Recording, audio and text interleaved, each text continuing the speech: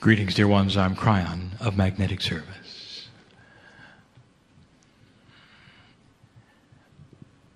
And so the time between when I last spoke to you and now doesn't even exist for me. It is so difficult to explain to a linear human being what it is like not to have a clock. That all things occur at once. It's an odd thing to talk about, for your future to you is not known, and your past cannot be revisited. And so to you, you are always in the present. We are too. But we call it the now. And we include the past, for there are only energies. And although the actions in 3D cannot be changed, the memories of them can. The influences of them can. They can be rewritten in your DNA. It is part of the now. It changes you now. So something you do about your past changes the now. So what have you done, really? You visited the past. The future, you say, is not known to you, it is not known to us, and yet the potentials of what you might do are. As you change your mind now, in a certain way, you change the potentials, therefore rewriting the future. That is our now. We see it all one. It helps us to give you the kind of channel we're going to give you. We're going to call the channel the three winds. Much of this information has been given in pieces and parts over many years. You've heard some of the terminology alluded to. And now we wish to just lay it out as a carpet that will contain a lot of answers, perhaps some controversies because they don't agree with things that you might have heard in the past from others. And this is where the discernment is yours and always has been. To see if the things make sense that I'm going to tell you, and use what we have called spiritual logic. First of all, the human being and the human being's soul we'll see as one. And the actual truth is that you are in four places in this carpet of time. The three winds are three of the four, and the other place is home. That's where I am. And we don't call it a wind, because there is no wind when you're home. There is no action for or against. There's nothing pushing and pulling. It is so difficult, if not impossible, to describe to you something that is so close to you but so hidden. The peace of God in you and what it is like to be on this side of the veil will remain hidden. It has to. For the test of energy that you are about as a human being must remain in a certain reality and consciousness for you to perform the test.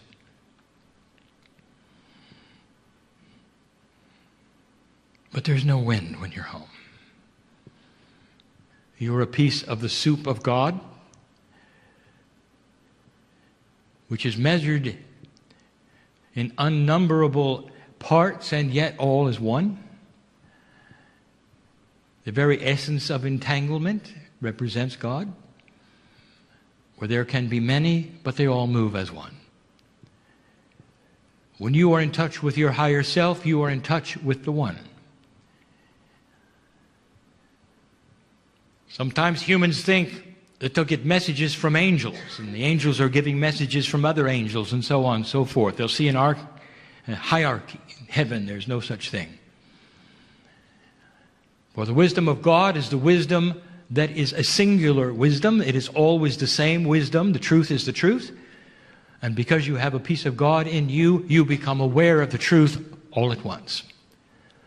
And this is why you can take an awakening human being in another part of the world that is foreign to you, speaking another language which is foreign to you, and if you ask them about certain things, they'll give you the same things you believe, because it's coming right out of the same place. So honor your intuition as we go, that part of your mind which discerns as we go. And some of you may actually see what we speak of, the three winds. Human being, there's nothing more honored than the three winds. They represent the three states that humans are in. Two of them are brief and one of them is long. There is the wind of birth, there is the wind of existence, and there's the wind of transition. In your words, you would say birth, life, and death. We don't use those words. The wind of birth is different than just birth. For birth to you is the actual physical event. The wind of birth is you right before you enter. In each of these cases, we're going to start with dismissing the fallacies and giving you the rules, the truth. So let us discuss as much as we can and start with the wind of birth. You're ready to go back to the planet. What is involved? What energies have spun around it that get you to this place? Who is able to be in the wind of birth? These things are difficult to describe, for they're not linear. But you are aware of only linear things. So we're talking about coming back, are we not, after perhaps a lifetime you'd lived before. So you would expect in the wind of birth you were about to reconnect as a human being into the planet in a certain way. So what are the rules of this as you connect again to humanity? Well, let me tell you what they're not. The first thing you should know is that the human being is unique. On this planet, coming and going, humans all are the same. They all have a higher self, every single one. The structure of the DNA and the potentials within are identical. And the only thing that differentiates one from another in the DNA would be the Akashic record.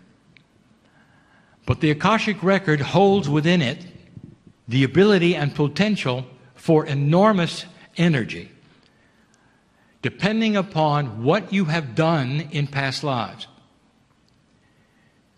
If you have awakened to spiritual potential, there is more energy than if you have not.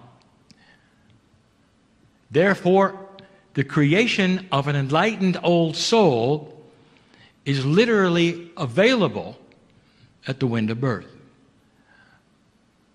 For it's what you've done before, who you were, what you accomplished, if you have awakened earlier, if you're working the light puzzle or not.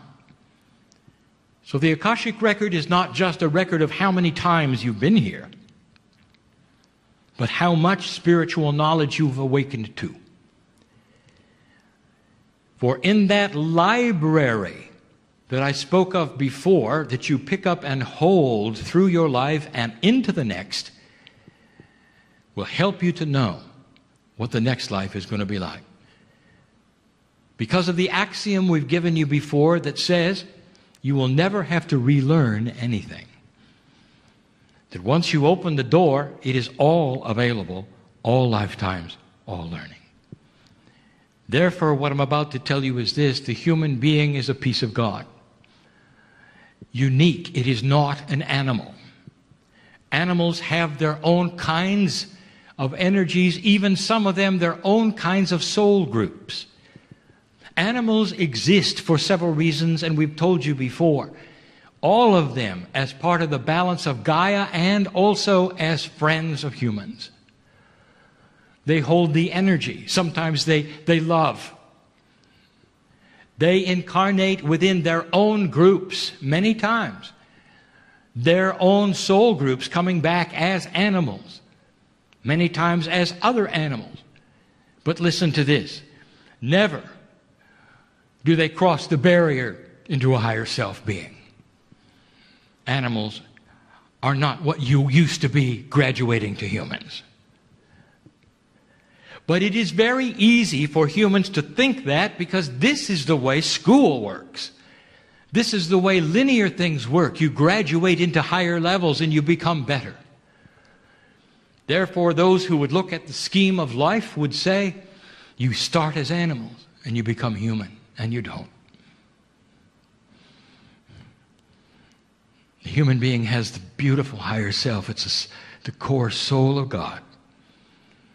And how much of that you can accept and open the door to see it while you're alive is how enlightened you become.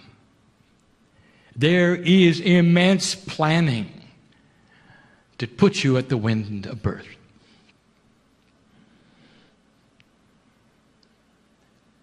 What did you accomplish last time, if anything?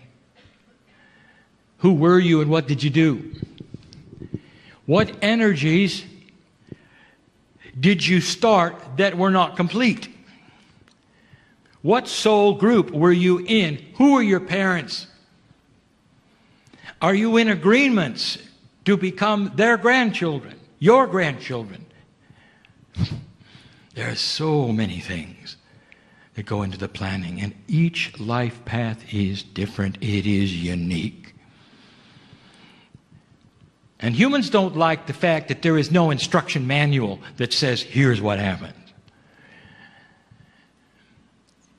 Because humanity is honored way above that.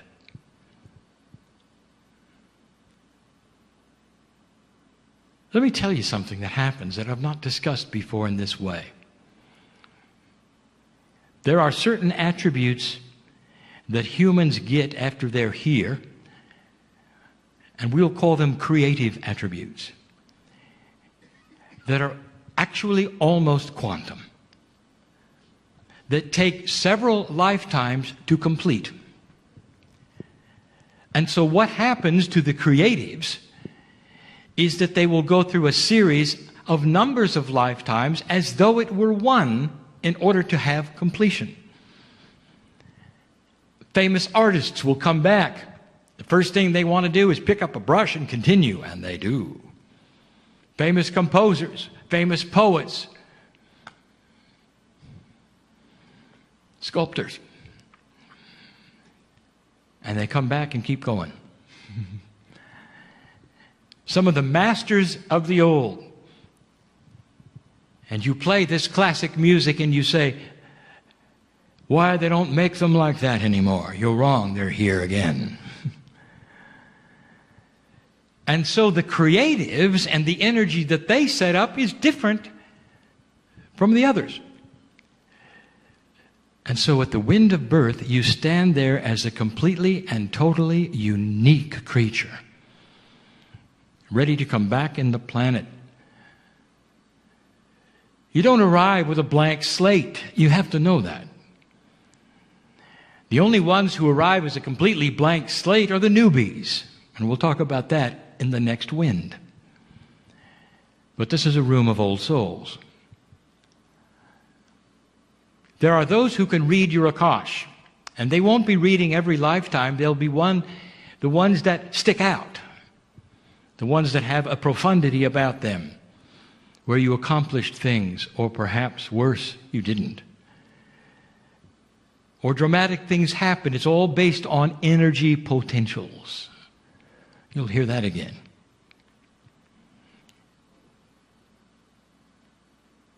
You're about to come back. And laying upon you are all these potentials and possibilities. You're coming back as part of the family. Where you will be, the gender that you will be, and the place you will be within that place is all part of the planning. The most difficult thing for me to describe to you is the planning. For this particular planning is not linear. It's not something that you would see on a spreadsheet. It's energy-based. And it's based into family. If you have awakened, there is potential there that is not there if you have not. And so an old soul will go to another place perhaps that a young soul would not. All in the wind of birth. And you're ready for it. And we've talked about that moment before, right before you come into the planet.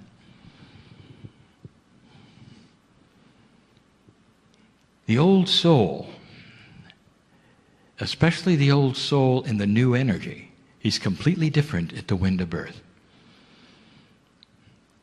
The old soul who has awakened over and over and is coming back with that library filled with spiritual purpose is comfortable with the process.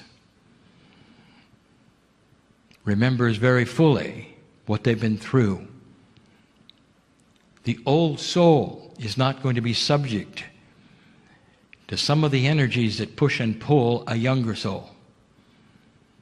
The old soul has made up his or her mind. As part of the planning what they were going to do, the old soul may even have known it before they left. This is the difference.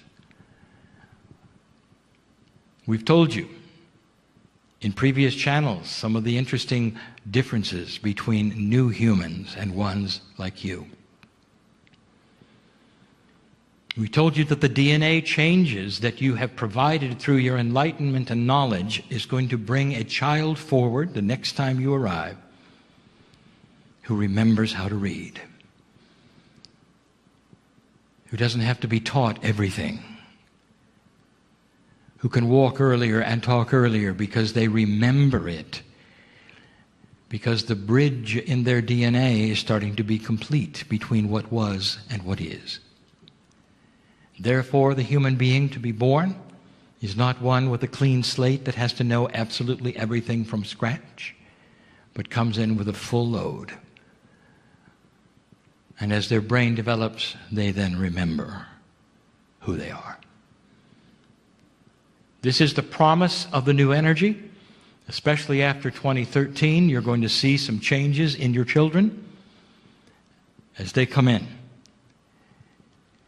The encumbrance of a planet that was going to be destroyed will not be among them. The promise of a planet going into new uncharted areas of quantum energy and discovery will be upon them. And they'll need a whole new set of tools. All this to say, watch for this. All at the wind of birth. They're ready to come in. Oh, you've all participated in it.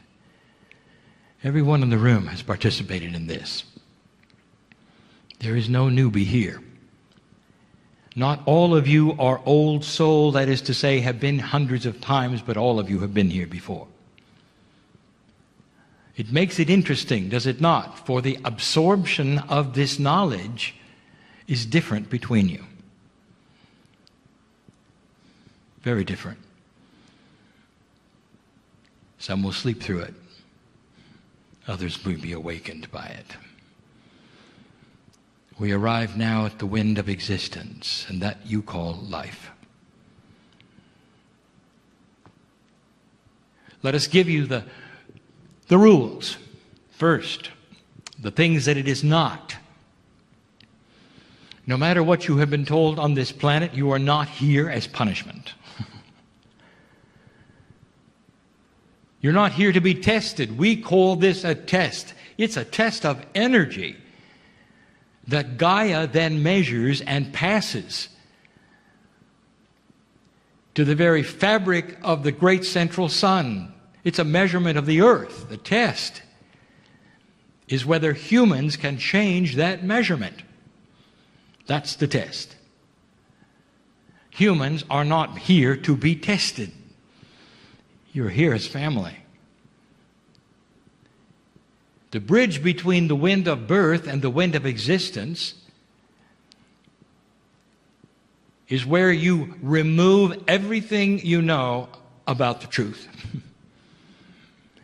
You're no longer aware that you are a piece of the universe of God itself, where you came from, or what you've been through. You awaken to potentials of remembering these things if you've learned them, or learning them for the first time if you haven't done it before. Old souls don't necessarily awaken at all. Sometimes an old soul who has had a very difficult and profound lifetime previous will skate through this life as a vacation and never wake up. But you know they're old souls when you meet them. And you can see it in their eyes. Some of you have even married them. And they may not be here at a meeting like this, but it's the very thing that attracted you. And that is why we say there are no rules that say you have to be here, that you have to awaken, that you have to help the planet, that you have to send light. There are no have-tos, dear ones, because it's complex with variety. And this time around, some are simply here to hold the energy of who they are. And next time around, they'll do the work. And some of you have had these attributes, and it's necessary. It's like a time of recalibration. And some of you would say, well, it's a waste of 80 years or more. It is not. Any more than it's a waste of 3 weeks when you go on vacation. It's complex.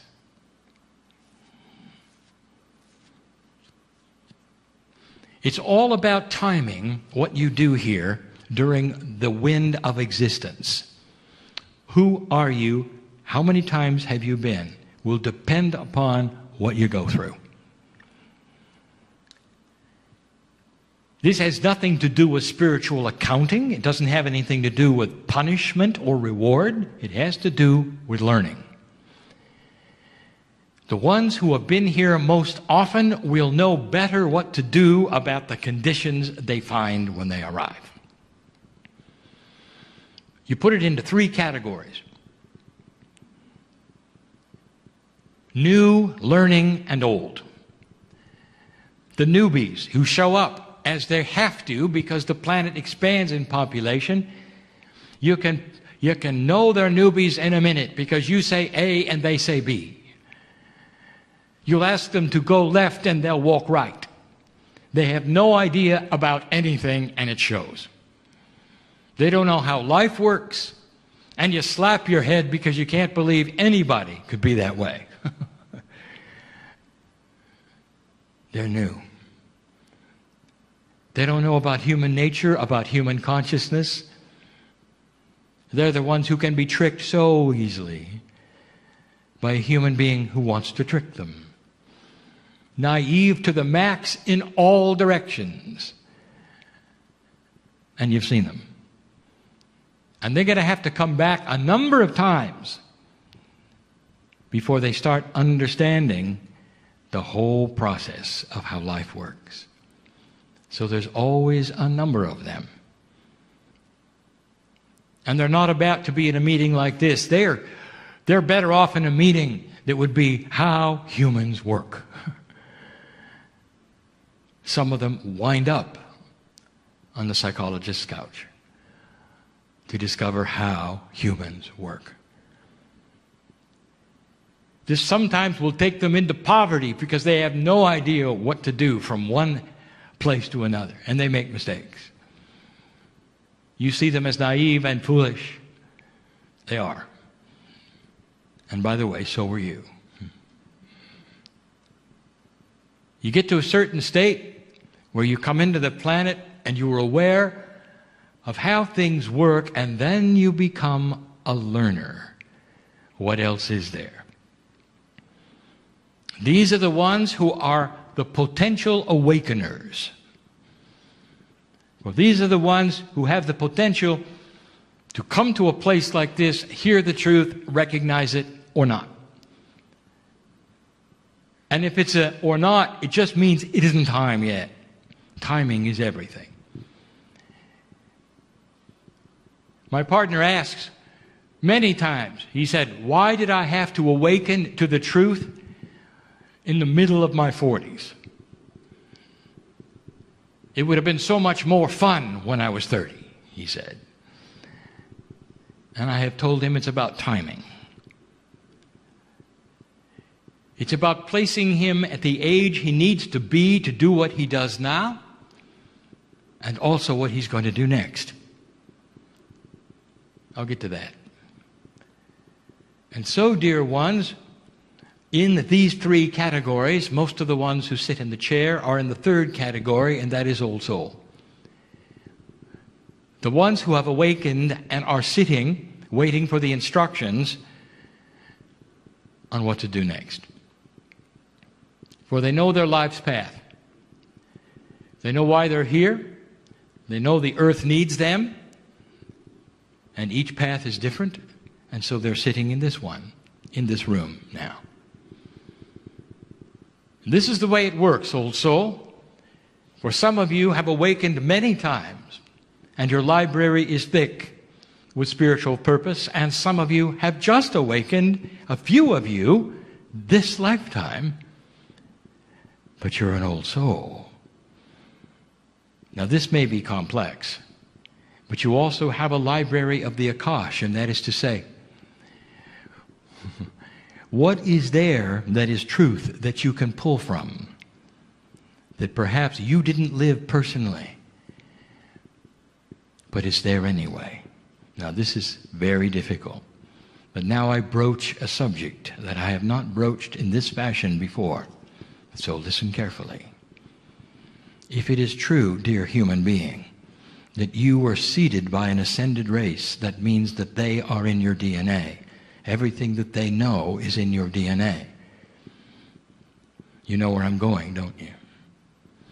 That means that you can awaken to great amounts of truth that you never lived through because it's there from what they gave you. It goes beyond your Akash into a spiritual quantum Akash that belongs to those who seeded you. And you start to pick up the truth of the universe, of the galaxy, of existence of God, way beyond your years. This is a new energy attribute that we wanted to give you this day.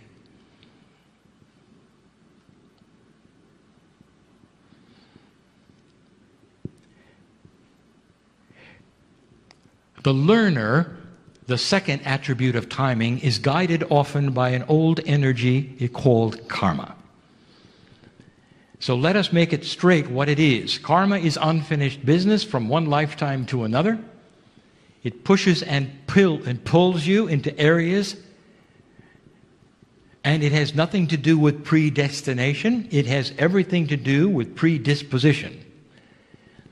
If you have a lot of karma, you're predisposed then to move left or right when certain conditions happen based upon the energy you came in with that pushes you there. We gave you information back in 1993 when Kryon Book 1 was published that the old soul, the one reading the book, has the permission to drop their karma completely and take the tiller of their own energy and steer it into an enlightened earth. And we continue to say that and let you know that karma is an old system of learning and you're beyond it.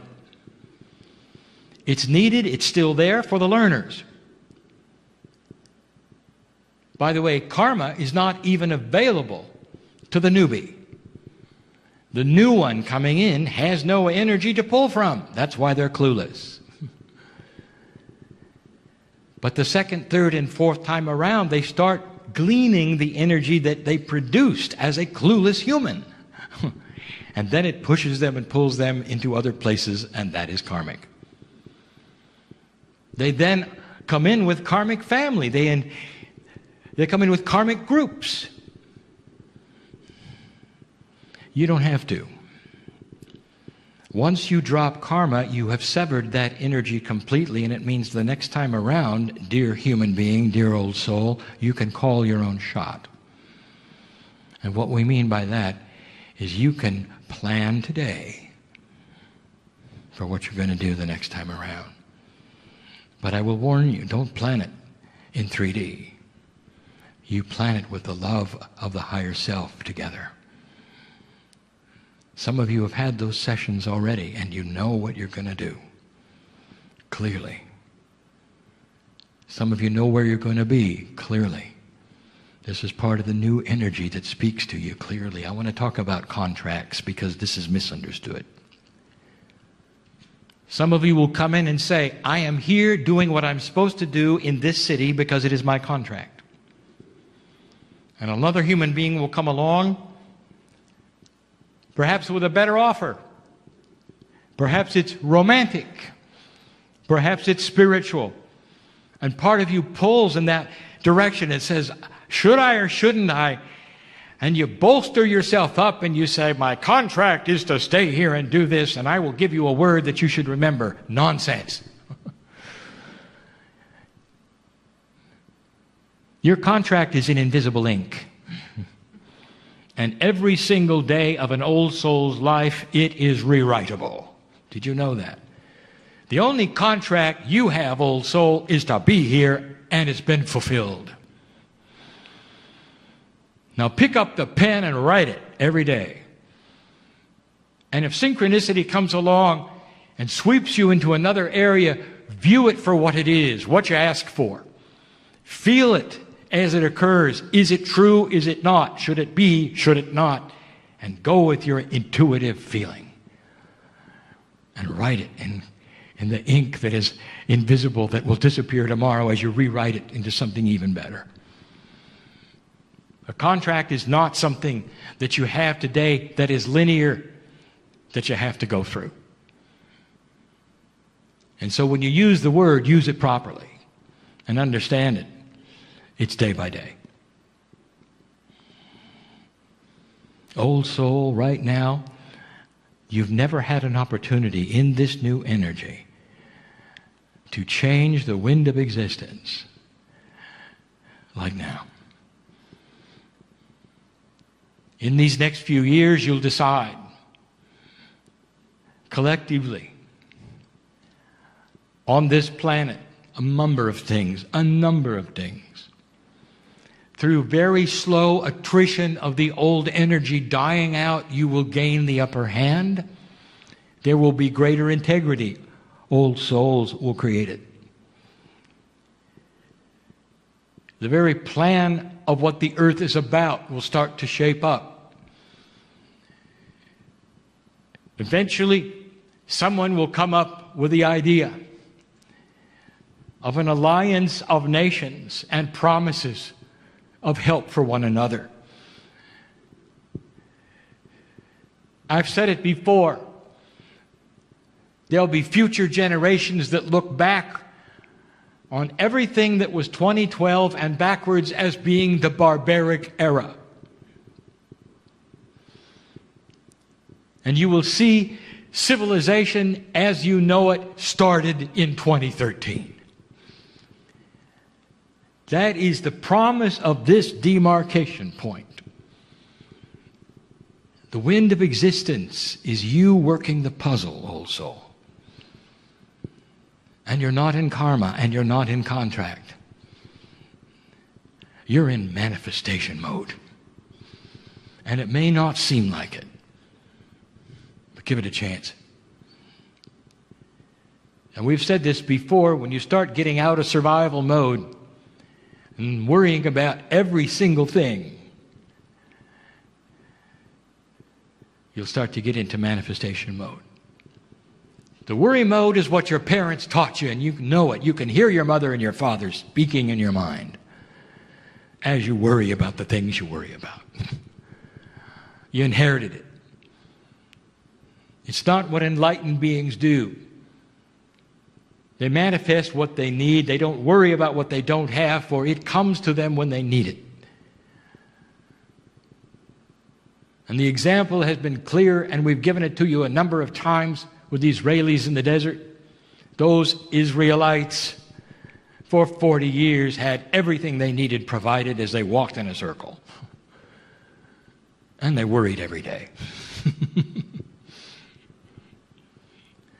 Take the example of what they had there, not what they did with it.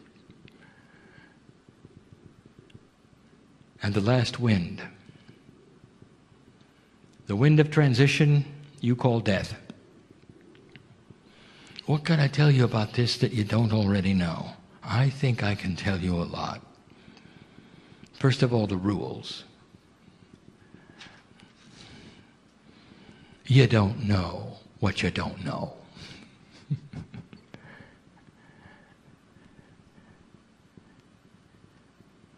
You don't know when it's going to happen.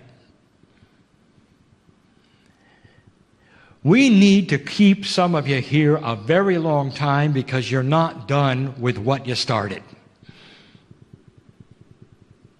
Others of you, we need to have transition soon.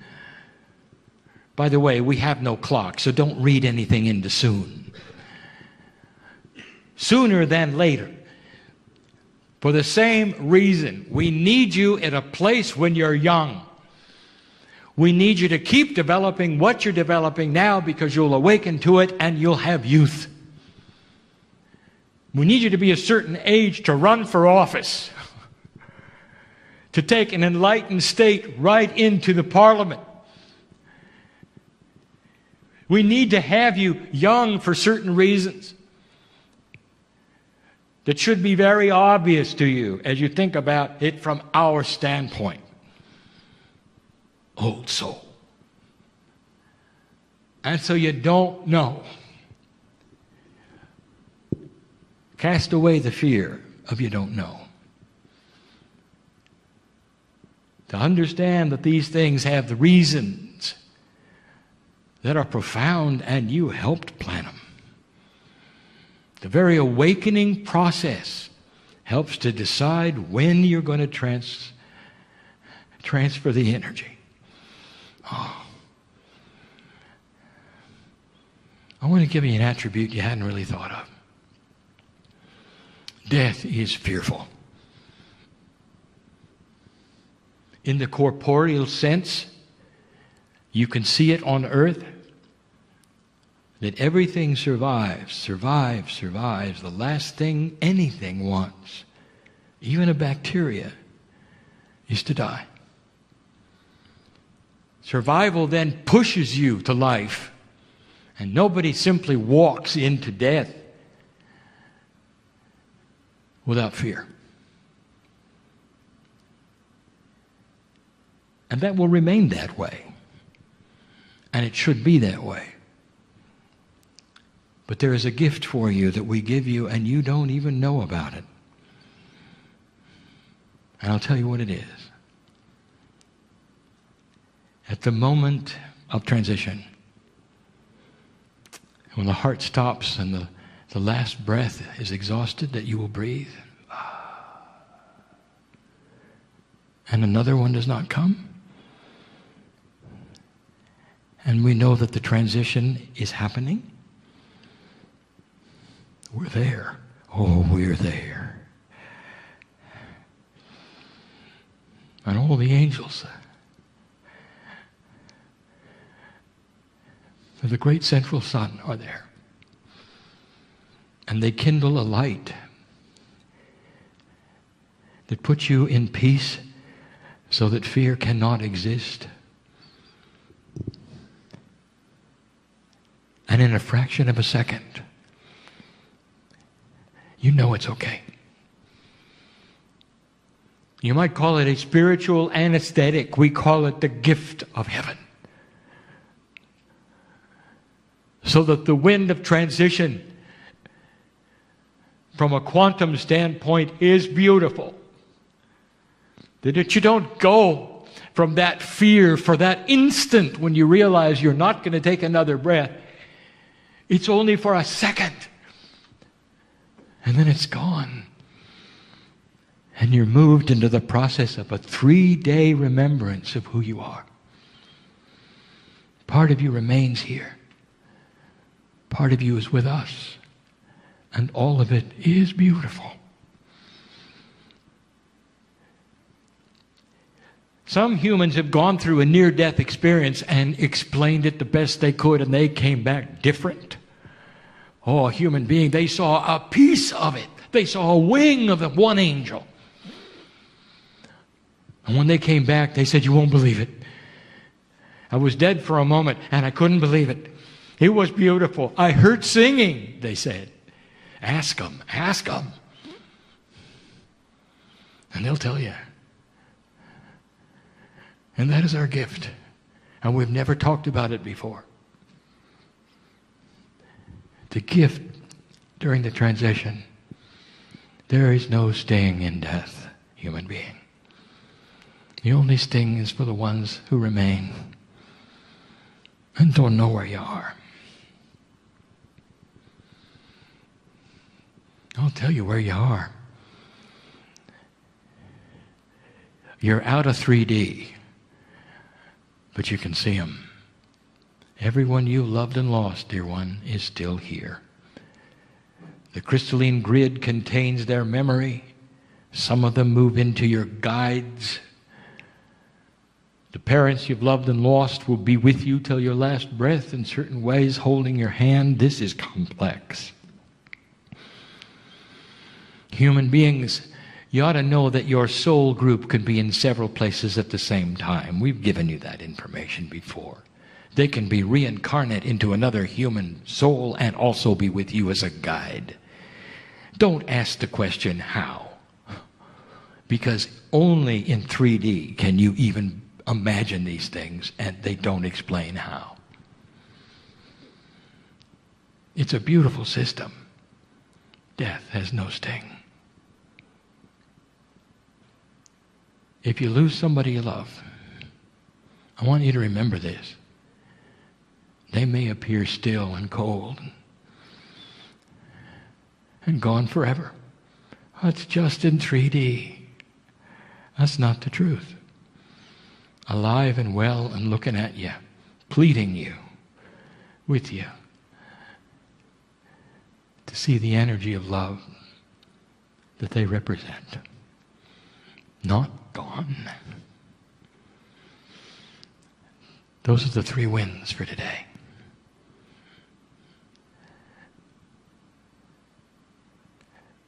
I love to talk about these things, for they are near to me. I work with all 3.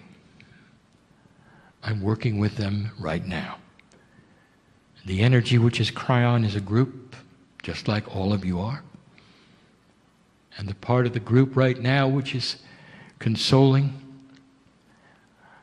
those at the wind of birth that it's going to be okay. And welcoming those in the transition that know it's okay. And working with those in existence who are not really sure. This is the role of spirit through the higher self that is yours. Discovery of God inside. The plan is beautiful, dear ones. And so it is.